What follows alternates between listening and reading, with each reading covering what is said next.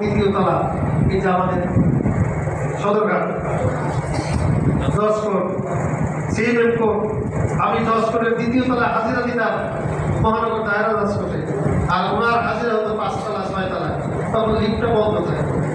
এই মানুষটিকে পায়ে হাঁটিয়েই উপরে উঠাতো এই ফ্যাসিস্ট আওয়ামী লীগ সরকার। আমি আজকে বর্তমান অন্তর্বর্তীকালীন সরকার প্রধান প্রফেসর ডক্টর ইউনূস সাহেবের কাছে অনুরোধ জানাবো, আবেদন জানাবো, আপনিও বৈষম্য শিকার ছিলেন, আপনি কষ্ট করেছেন, আমরাও কষ্ট করেছি, আপনি এত তাড়াতাড়ি সেই কষ্ট ভুলে যেতে পারেন না। আজকে আলাম সমাজ দীর্ঘ 15-16 বছর সবচেয়ে বেশি বৈষম্যের শিকার ছিল তারা।